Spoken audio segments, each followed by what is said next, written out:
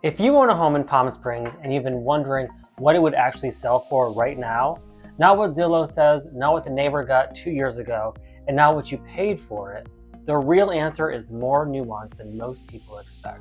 I'm Glen Nadeau, and understanding these nuances is the difference between pricing your home strategically and leaving money on the table, or worse, sitting on the market watching buyers scroll right past you.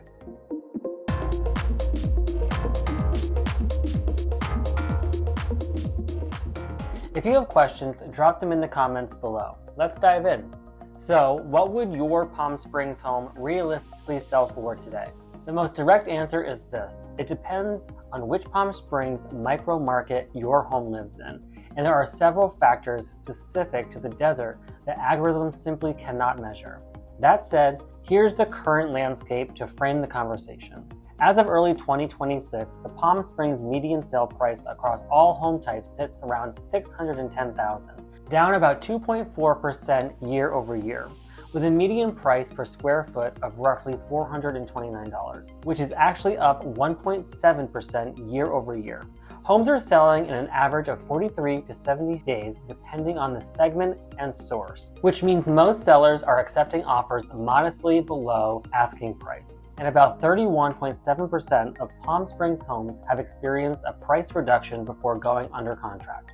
Now, before you spiral, that data tells a story, but it's not the whole story, and it's definitely not your story yet. The Greater Palm Springs market, which includes Cathedral City, Rancho Mirage, Palm Desert, Indian Wells, and La Quinta, is showing healthier signs. Closed sales in March 2026 jumped to 583, up from 400 the prior month. Inventory has tightened from earlier in the year. A softer price environment doesn't mean no demand. It means buyers are rewarding the right homes and negotiating on the rest. Your home's realistic selling price today is the range that today's qualified buyers will support after comparing it to the most recent relevant sales, adjusting for the Palm Springs specific factors that make this market unlike almost anywhere else in California. Let's talk about what those factors actually are. Here's where Palm Springs gets interesting, and genuinely unlike most other real estate markets in the country. Most homeowners know their square footage, their bedroom count, their kitchen renovation.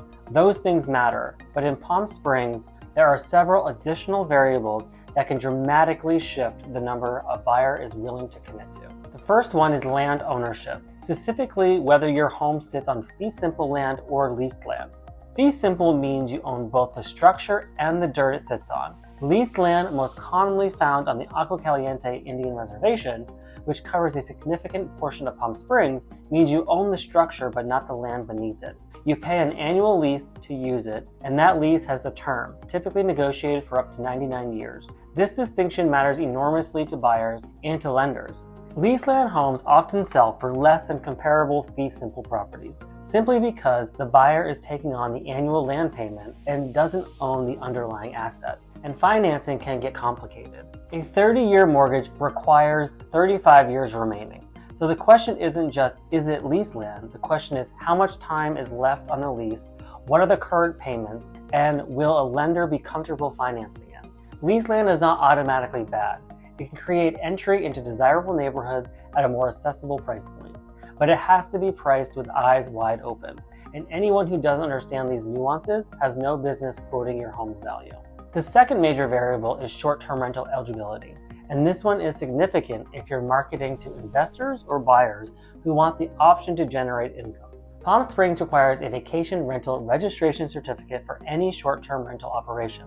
The city caps STR permits at 20% of the total homes in a given neighborhood. Some neighborhoods like Racquet Club Estates are currently over the cap, meaning buyers there cannot apply for the standard vacation rental certificate, though junior permits may still be possible. For sellers, this matters because it shapes the buyer's pool.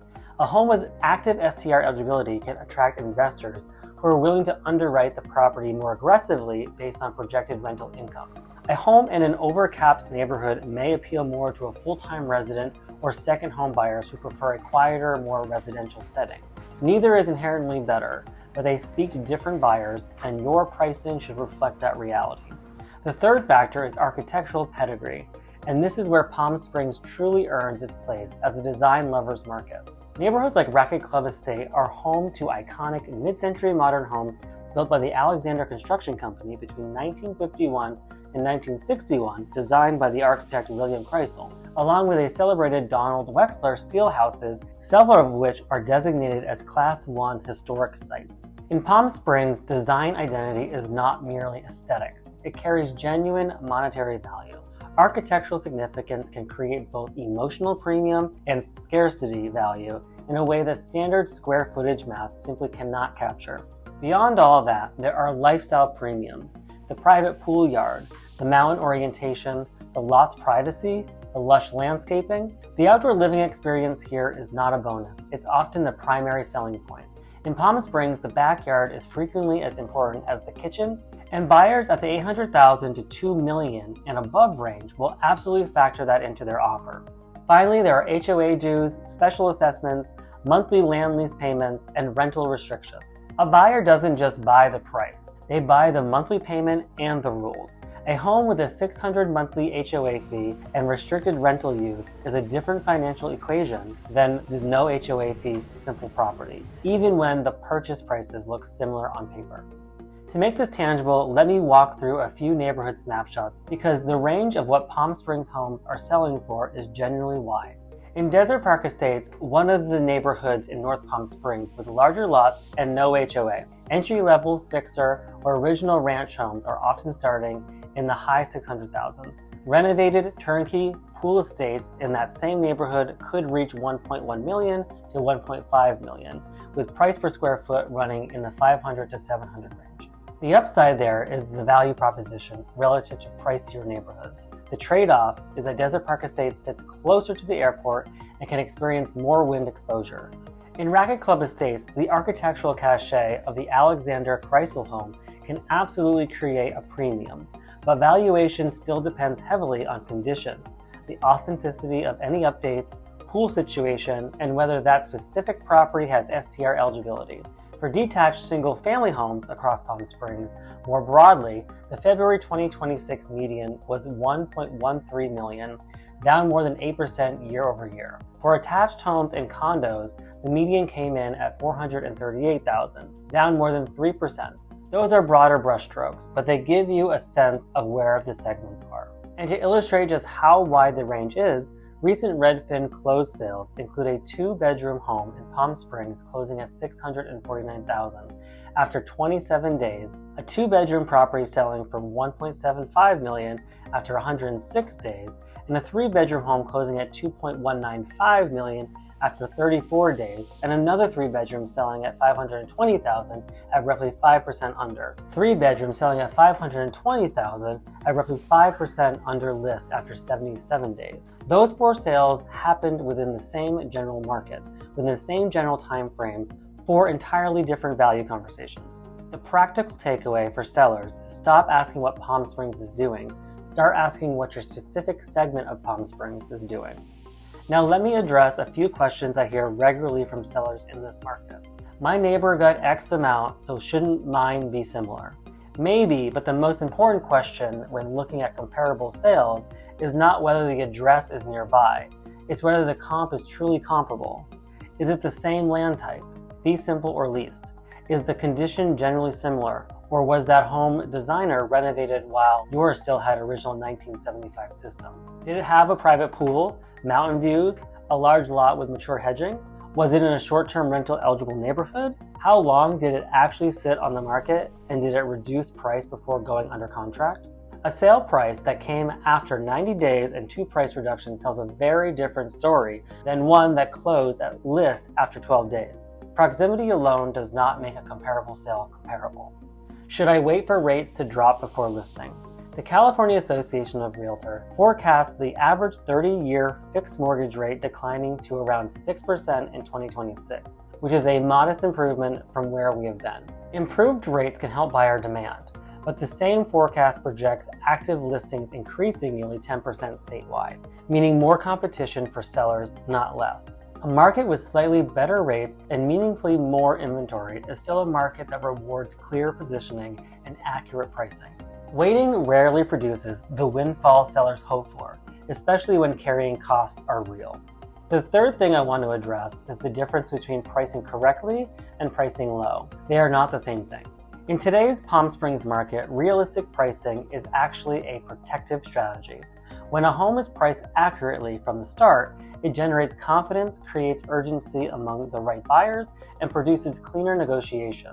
When a home is overpriced, even by 8 to 10%, buyers notice. They compare to everything else available. They scroll past it.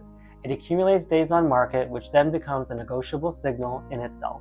The market is not punishing every seller. It is specifically punishing vague pricing and unearned aspiration. The first 2 weeks after listing are the most important window you have. Showings, saves, agent feedback, and early offers will tell you very quickly whether your price aligns with what today's buyers believe. If it's quiet, the market is giving you feedback, listen to it. Now I want to speak directly to the specific type of person watching this video, because some of you aren't just thinking about selling, you're thinking about the bigger picture of your financial life and your relationship with Palm Springs long term. If you have any real desire to eventually retire or settle here in Palm Springs, I want you to consider something. Purchase your retirement home now. Don't wait for perfect conditions. Buy now, rent it out as long as you need, and let someone else help carry the mortgage, while equity builds quietly in the background. Then move in when life, work, and the emotional timing all align. The home will be there waiting for you. Part of executing that strategy intentionally is understanding the short-term rental landscape up front. Palm Springs has a thoughtful regulatory framework designed to protect neighborhoods and preserve long-term housing. The city requires a vacation rental registration certificate and permit before operating any short-term rental, and there's a neighborhood cap of 20%. This is why when I work with buyers on this kind of long game acquisition, we always review the specific neighborhood's rental rules during our very first conversation, so you know exactly what income potential is realistic before you're in a contract, not after. Choosing the right home in the right location isn't a detail, it's the entire strategy. And for those of you part of the LGBTQ+ community considering Palm Springs, whether as a primary home or a second home, or that future retirement base, this city offers something genuinely rare, an established, deeply rooted queer community with nearly half the population now identifying as LGBTQ+. That's not a marketing talking point, it's actually social fabric of the city. The safety, the belonging, the built-in community, particularly in the neighborhoods that have been LGBTQ+ anchors for decades, creates a lifestyle premium that shows up in buyer emotion and long-term attachment to this place. For many of my clients, that intangible is worth more than almost any other factor on the list. If you've been sitting with the question of what your home would realistically sell for today, I hope this gave you a much clearer framework for thinking it through, even before we've had a single conversation. Every week, I'm talking with people just like you, sellers trying to figure out timing, buyers trying to understand value, and folks who are somewhere in between, curious, thinking ahead, not yet ready to commit to anything, but wanting to understand the landscape. If you want to know what your specific home would realistically look like in today's market, the actual range based on the right comps, the land type, the STR status, the neighborhood, the condition, all of it, I'm here for that conversation. You can call or text me directly or use the contact links in the description.